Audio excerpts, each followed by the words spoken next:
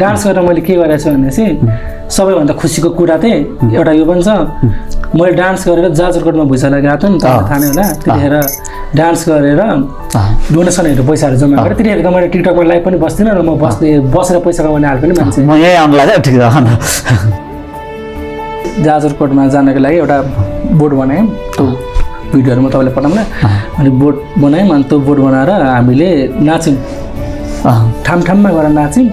नाचेर पैसाहरू कलेक्ट गऱ्यौँ है कलेक्ट गऱ्यौँ अनि 1 लाख जति नै भयो त्यहाँनिरको सिचुएसन एकदम हार्ड छ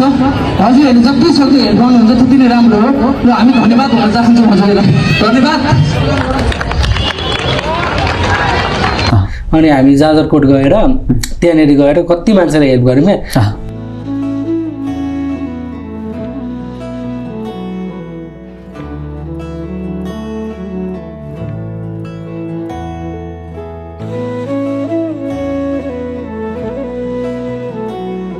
त्यहाँनिर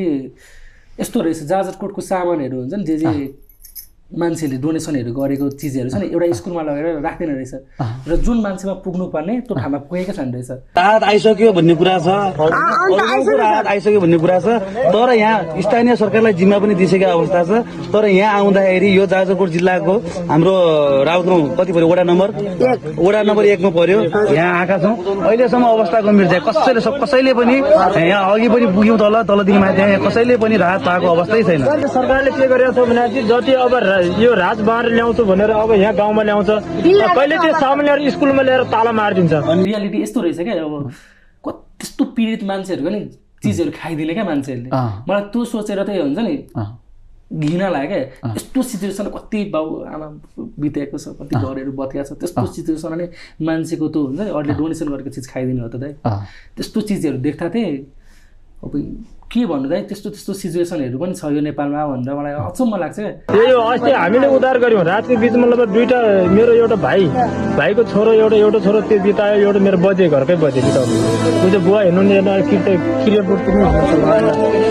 हिजो नै सुस्त भएको हामी अब हामी यस्तो बिजोग छ हामीलाई खै त खाने चामल आउँछ भन्छ सरकारले पठाउँछ भन्छ यहाँ केही छैन हामी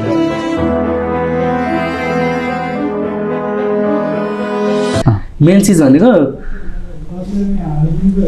अरूले पठाएको चिज त नखाइदिनु पालेहरू दिने मान्छेलाई दिनु पीडितले पाउनु पर्यो नि त त्यो चिजहरू पाएकै थिएन क्या कति मान्छेहरू त्यस्तै सिचुएसनले चिसोले त्यतिखेर त जाडो छ नि त दाइ जाडो छ मलाई अहिले नै याद छ म त्यहाँनिर 2 दिन त सर्भाइभ हुन्छ नि गर्न सकिनँ भने त्यहाँको मान्छेले कसरी सर्भाइभ गर्यो होला खाना बिना पानी बिना त्यहाँ भिडियोहरू पनि छ हजुरले त्यहाँ त्यहाँकै मान्छेले बोलेको छ